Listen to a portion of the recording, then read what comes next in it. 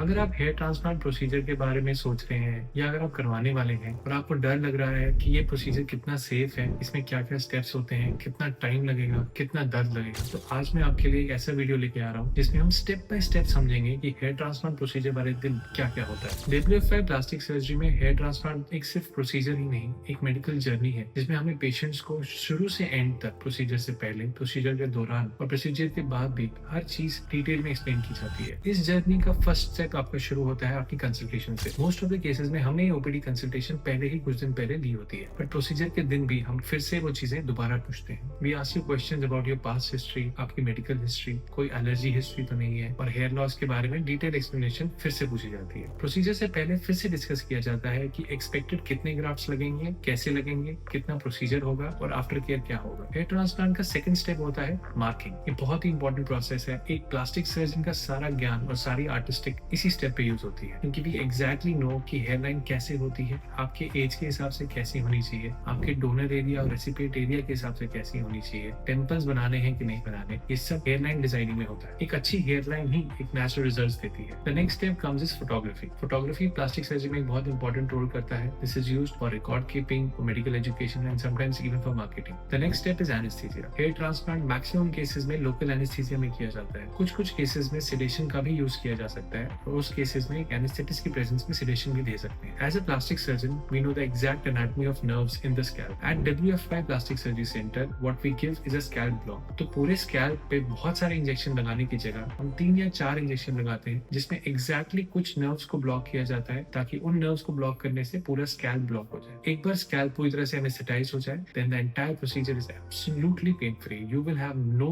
Pen at all during the entire procedure once the local anaesthesia is given. The next step is slit marking. ये भी एक बहुत important step होता है, क्योंकि the nature of the slits will determine your results. Slits एक particular direction पे, एक पर्टिकुलर एंगल पे और एक पर्टिकुलर डेंसिटी पे ही बनाई जाती है, ताकि एक बहुत ही नेचुरल लुकिंग रिजल्ट्स दे। अगर हम हैफजार्डली स्लिट्स बनाए तो ना तो डेंसिटी अच्छी आती है और हेयर भी अलग अलग डायरेक्शंस में ग्रो करते हैं। After the entire slits are made, then we decide कि हमें किसी और डोनर एरिया से भी हेयर लेने हैं या नहीं। In those cases we use other areas जैसे कि बियर्ड एरिया या chest area for donor hair. Now the next step is extraction of the hair follicles. हमारे सेंटर पे the most commonly done procedure is follicle unit extraction या FUE technique. FUE technique में होता क्या है, we have micro punches, जिससे कि हम एक फॉलिकल के अराउंड एक पंच बना देते हैं। इससे ये हेयर फॉलिकल जो होता है अपने आसपास की स्किन से डिटैच हो जाते हैं। Then by gently pulling that hair follicle हम उसको बाहर निकाल देते हैं and we get a hair follicle with at least 1, 2 and sometimes 3 और 4 ग्राफ्ट्स। ये होल इतने छोटे होते हैं कि इनका कोई भी स्कार बाद में नहीं दिखाई देता। Also we strategically remove these hair follicles, ताकि डोनर एरिया की डेंसिटी भी मेंटेन रहे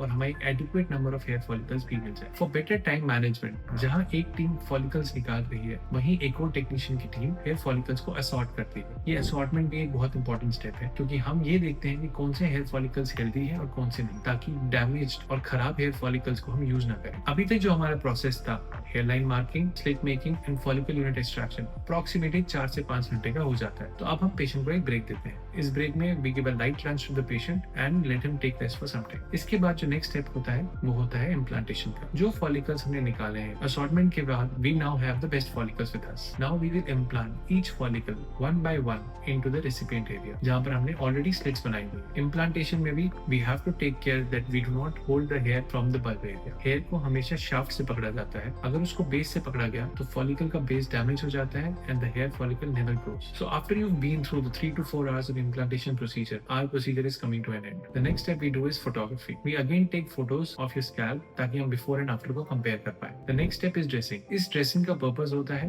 डोनर साइड को प्रोटेक्ट करना, ब्लीडिंग से रोकना और इन्फेक्शन से बचाना। द रेसिपिएंट साइड, जहां पर हमने हेयर फॉलिकल्स डाले हैं, उसको हम यूजुअली ओपन छोड़ते हैं, क्योंकि वहां पर कोई भी टाइट ड्रेसिंग ग्राफ्ट्स के लिए हार्मफुल हो सकती है। Also we keep it open, ताकि आप हर 1 से 2 घंटे में उसमें पानी डालें और उसको मॉइस्ट रखें। After the dressing we take you back to the consultation room और आपको फिर से पोस्ट ऑप इंस्ट्रक्शन बहुत अच्छे से बताई जाती है। हेयर ट्रांसप्लांट के रिजल्ट का बहुत इंपॉर्टेंट फैक्टर होता है उसकी पोस्ट ऑप केयर के ऊपर। Few things which I want to mention here. While sleeping you have to make sure that your head does not touch the surrounding walls. Neck के नीचे एक नेक पिलो रखना पड़ता है, ताकि हेड हमेशा हवा में रहे और दीवार से दूर रहे। जब भी आप गाड़ी में बैठ रहे हैं या गाड़ी से उतर रहे हैं, तो ध्यान रखें जो आपका स्कैल्प है वो ऊपर वाली रूफ से टच ना करे। पहले 4 से 5 दिन तक आपको हर 1 से 2 घंटे इस पे स्टेराइल वाटर स्प्रे करना पड़ता है। इससे 2 इंपॉर्टेंट चीजें होती हैं। एक, जो ग्राफ्ट है वो एरिया मॉइस्ट रहता है। नंबर 2, कोई क्लॉट या ब्लड क्लॉट जमा होता है तो उसको वॉश कर दें। हेयर ट्रांसप्लांट के बाद हम लोग आपको एक 5 डे का कोर्स देते हैं जिसमें एंटीबायोटिक, पेन किलर्स और कुछ स्वेलिंग कम करने की मेडिकेशन होती है। ये दवाइयां आपको टाइम टू टाइम लेते रहनी है, only for the first 5 days। Things which you should absolutely avoid: number 1, you should not rub or scratch your scalp even if you feel itchy or anything, do not touch your scalp। number 2,